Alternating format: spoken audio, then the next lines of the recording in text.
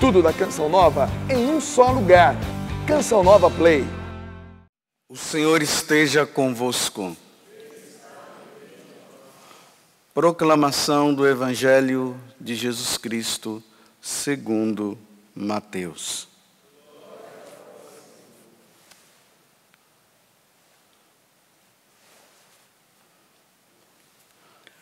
Naquele tempo, disse Jesus aos seus discípulos: em vosso caminho anunciai. O reino dos céus está próximo. Curai os doentes, ressuscitai os mortos, purificai os leprosos, expulsai os demônios. De graça recebestes, de graça deveis dar. Não leveis ouro nem prata, nem dinheiro nos vossos cintos, nem sacola para o caminho, nem 2 túnicas, nem sandálias, nem bastão. Porque o operário tem direito ao seu sustento. Em qualquer cidade ou povoado onde entrardes, informai-vos para saber quem ali seja digno. Hospedai-vos com ele até a vossa partida. Ao entrardes numa casa, saudai-a. Se a casa for digna, desça sobre ele a vossa paz. Se ela não for digna, volte para vós a vossa paz. Palavra da salvação.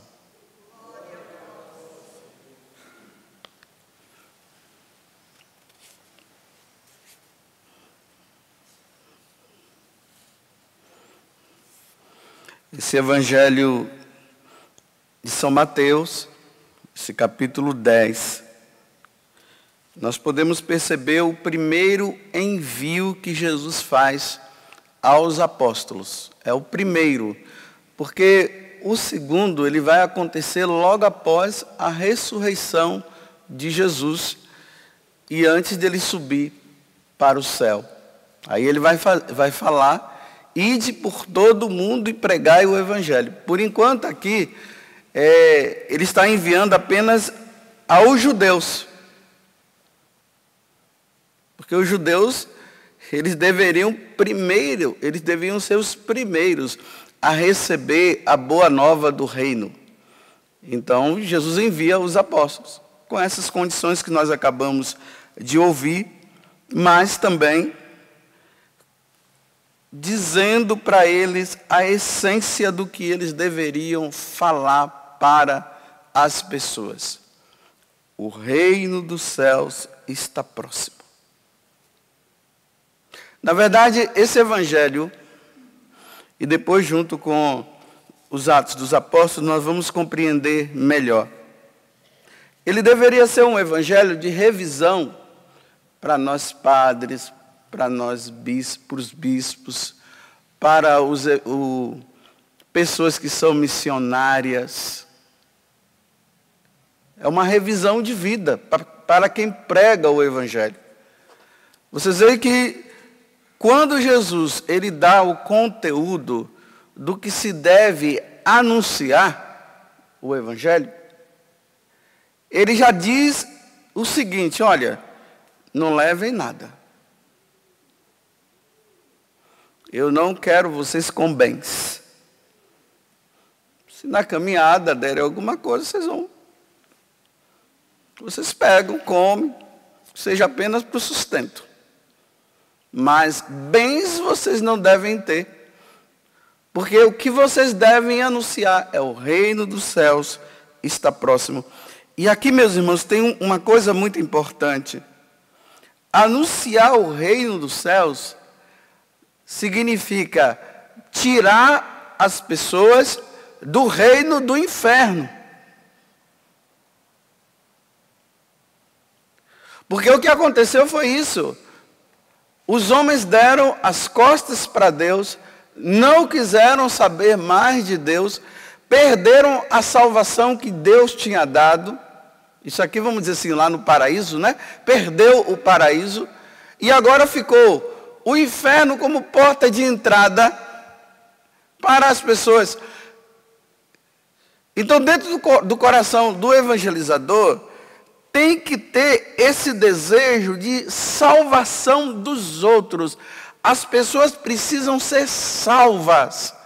Elas precisam entrar no reino dos céus. Elas não podem se perder. Elas não podem ir para o reino do inferno. Elas têm que ir para o reino dos céus. Porque quando Jesus vem, é para isso que ele veio. Ele veio dar a vida, oferecendo-se em sacrifício,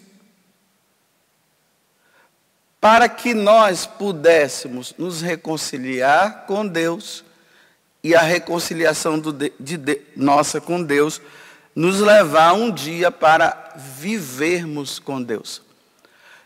Se aquele que é levado a pregar o Evangelho, ele se esquece disso, ele vai viver uma vida voltada para o materialismo. Porque é assim, ou vai para o lado espiritual, ou vai para o lado material. Não tem jeito. E aí eu posso tirar desse chamado que Deus fez para anunciar o Evangelho como um pretexto para eu ter uma vida boa, para eu ter riquezas,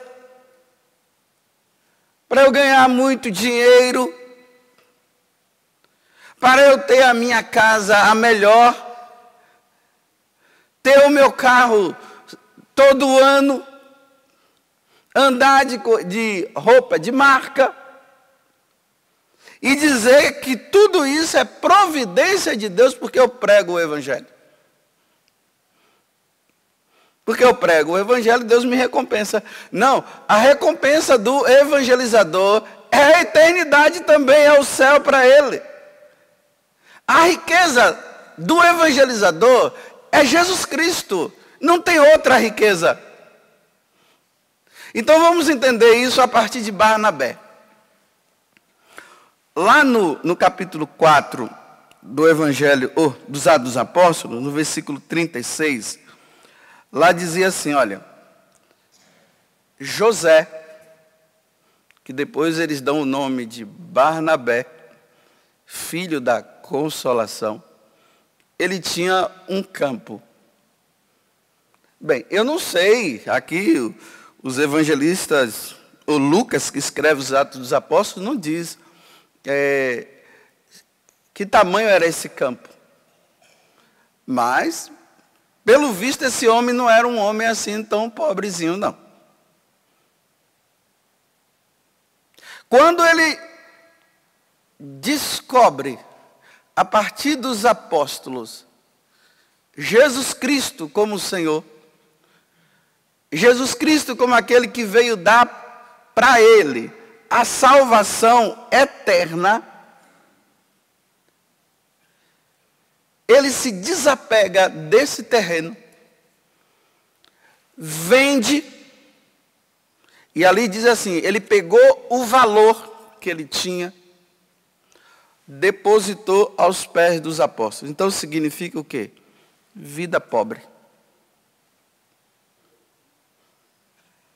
A minha riqueza não é mais as riquezas desse mundo. Se lembrem que Jesus fala, né? Que nós devemos acumular tesouros no céu. Não na terra, mas no céu. Porque os tesouros da terra destrói. E no evangelho de hoje ele está dizendo, não leve ouro, não leve prata, não leve nada. A única coisa que vocês devem levar dentro de vocês, no coração de vocês, é a salvação. O reino dos céus. Se afastem desta vida. Não se corrompam com esse mundo. Que seus corações estejam direcionados agora para a eternidade. Tá ok. E aí, Barnabé começa a andar mais com os cristãos. Aí vamos agora para o capítulo 11, que é a passagem de hoje, dos Atos dos Apóstolos. houve uma dispersão, né?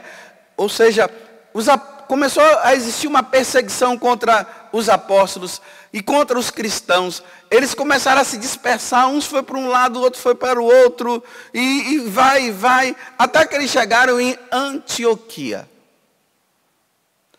Antioquia era uma cidade pagã.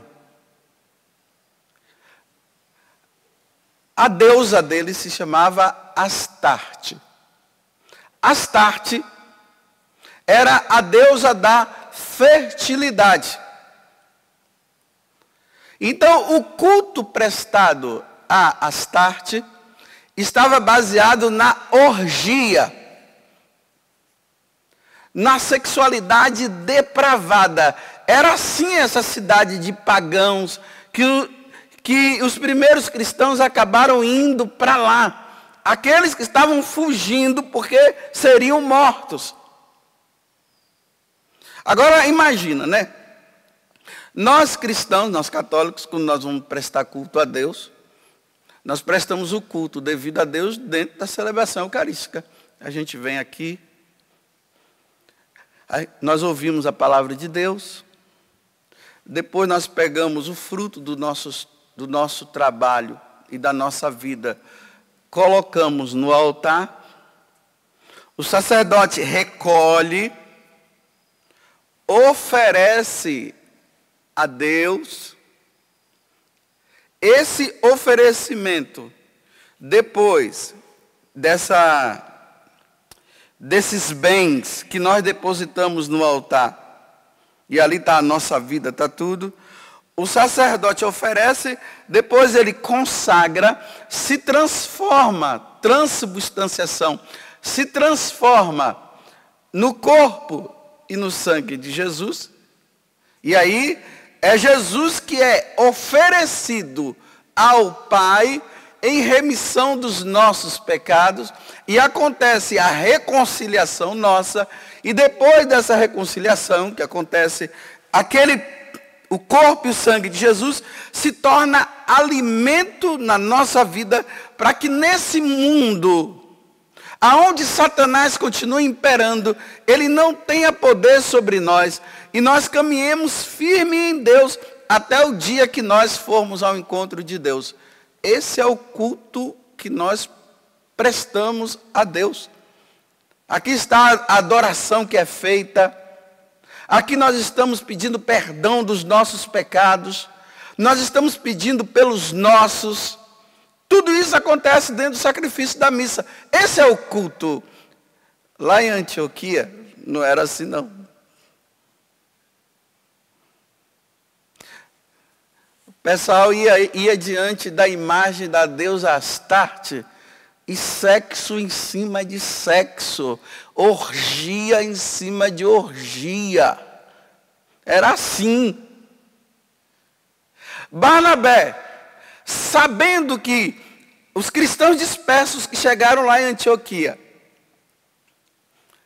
estavam falando de Jesus. Olha, gente, você chegar num lugar aonde ninguém conhece a Deus, ninguém conhece Jesus Cristo, eles prestam um culto a um Deus diferente, e você chega lá falando de Deus, anunciando um Deus novo para aquela pessoa, significa você está colocando a sua cabeça para ser cortada.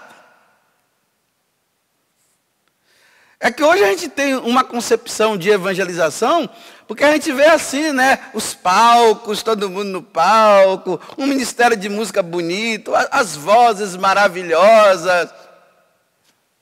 As pessoas que vão ouvir já estão até com o desejo de ouvir mesmo. Muitas já conhecem até Jesus Cristo. E ali aquela coisa toda bonita, né? Como é bom pregar o evangelho assim. Mas você chegar numa nação aonde as pessoas não conhecem Jesus Cristo, E você chegar e dizer assim, ei, essa deusa aí não é nada, não é ela não. Vocês estão prestando culto a um Deus errado. Não é isso que Deus quer. Eu vos anuncio Jesus Cristo Salvador. Imagina os governantes dali sabendo que tem pessoas agora dizendo que a nossa deusa Astarte não é a deusa. Pega esse povo e mata. Então, os primeiros cristãos, quando eles iam evangelizar, eles iam sabendo assim, olha, eu estou indo para dar minha vida. Eu vou morrer, talvez eu não volte mais. Era assim. Por isso que eles não tinham que estar apegados a nada, a terreno, a dinheiro, a roupa, a carro, nada. Eu estou indo para morrer, eu estou indo para dar a vida. Era assim que eles iam. Mas dentro do coração, ao mesmo tempo, aquele ardor, aquele desejo de levar a salvação. Imagina eles vendo aquele povo naquela tremenda orgia diante da deusa Astarte. No coração deles estão se perdendo, eles precisam encontrar o Deus verdadeiro, eles precisam encontrar a verdade. Então eu vou lá, se me matarem não tem problema, mas eu vou falar, eu preciso anunciar o Evangelho, eles precisam se salvar. Era assim, meus irmãos, que os primeiros cristãos iam pregar o Evangelho. E interessante é que eles queriam dar a vida mesmo. Morrer pelo Evangelho era motivo de alegria. Hoje é um medo em cima de outro medo. Não, naquele lugar lá não vá não, porque lá vão te processar. Olha, não fala isso não, senão eu vou colocar processo em cima de você. Olha, não fala de Jesus ali não. Não é fácil falar de Jesus aqui com os convertidos. Tudo convertido, levantando os braços. Levanta o braço, aí todo mundo levanta. Dá 3 pulinhos para lá, todo mundo dá 3 pulinhos. Diga para o seu irmão, Jesus te ama. É bonito assim. Pregar esse evangelho. Quem é que não quer? E ainda vem a fama, né? As pessoas ficam famosas. Quando sai do palco já tem um povo lá embaixo te esperando. Assina a minha Bíblia, tira uma foto, faz um selfie, manda uma mensagem. Nossa Senhora, é aquela correria, segurança em volta, entrar no carro. Nossa, parece um show. É bonito assim. Mas para os primeiros cristãos, não. Quando eles iam anunciar o Evangelho, quando eles estavam anunciando, o cara já estava lá para matá-los. Era assim. E eles tinham disposição de morrer.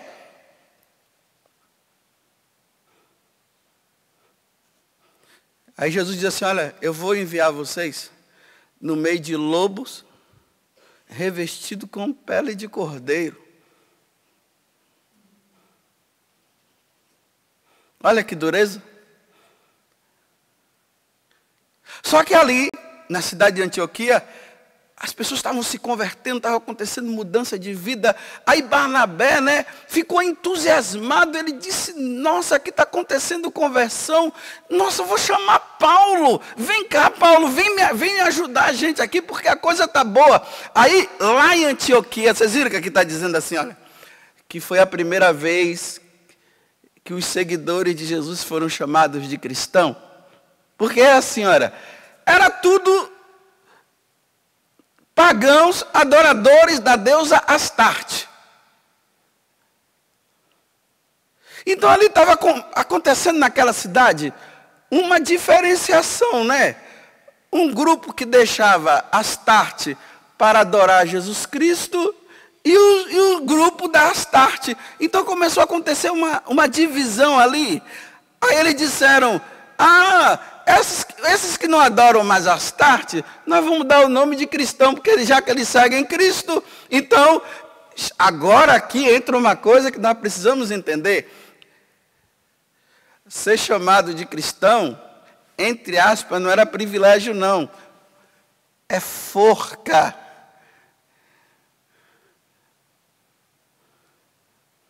Eu falei forca fazendo assim, né? É decepar o pescoço. É ser jogado na boca dos leões. É ser apedrejado. Isso significava ser cristão. No tempo dos apóstolos. Não é ser privilégio, né? Nossa, eu sou da comunidade tal. Essa comunidade tem até poder, o nome dela tem poder. Nossa, você é de lá, assina aqui. Não, lá não tinha isso não. Lá ser chamado de cristão significava, nós vamos matar você. Nós vamos destruir você. E o cara tem que dizer, não, eu sou cristão mesmo. Eu estou disposto a morrer pela causa de nosso Senhor Jesus Cristo. E aí entra Barnabé, né? O filho da consolação. Olha que nome bonito, né? O filho da consolação. Era um homem bom, cheio do Espírito Santo e de fé. Olha, essa bondade dele. Ser cheio do Espírito Santo. Porque às vezes a gente fala, né? Nossa, aquele cara é cheio do Espírito Santo. Daí, todo mundo cai. O cara é cheio do Espírito Santo. Nossa, é aquela coisa, né? O cara, é só levantar a mão, um monte de gente cai. Nossa, o cara é cheio do Espírito Santo. Cheio do Espírito Santo no início do cristianismo, era um homem que era determinado. É Cristo sim, ponto final. Astarte não. É isso, cheio do Espírito Santo. Essa coragem de dizer assim diante dos governadores, diante das autoridades, eu sirvo a Cristo. Esse é cheio do Espírito Santo. Aí sabe o que acontece com ele? Ele é tão cheio do Espírito Santo, tão determinado naquilo que ele falava, que sabe o que foi que fizeram ele? Apedrejaram, jogaram pedra até matar e morreu. Por isso que eu estou de vermelho.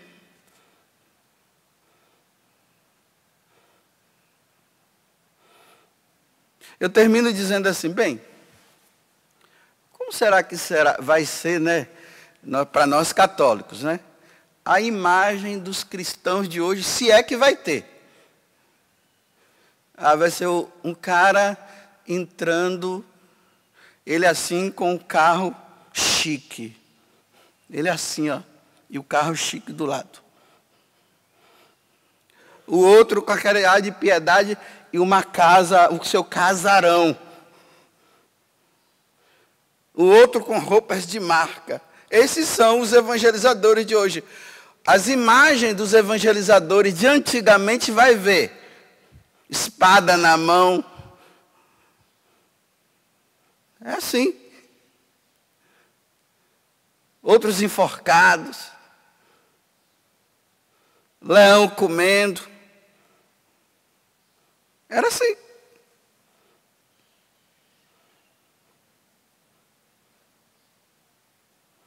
Então eu termino dizendo assim, meu Deus, eu tenho que fazer uma avaliação da minha vida para eu saber o que é que está consistindo realmente o meu sacerdócio. Se eu estou querendo fama e aplausos, ou se eu estou querendo mesmo dar a vida por nosso Senhor Jesus Cristo para salvar as almas. Porque a deusa Astarte continua agindo, viu? É só olhar nas televisões, nos YouTubes, sexualidade depravada aí.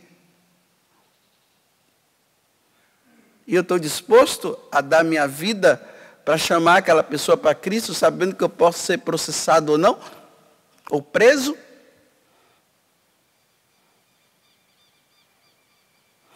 Então, os pregadores do Evangelho vão fazer uma avaliação da nossa vida para a gente ver o que é que realmente está motivando pregar o Evangelho. É a vida eterna? Ou é o ter, o poder e o prazer que o Evangelho pode me oferecer nos tempos de hoje? Avaliemos no dia de hoje. Tudo da Canção Nova em um só lugar. Canção Nova Play.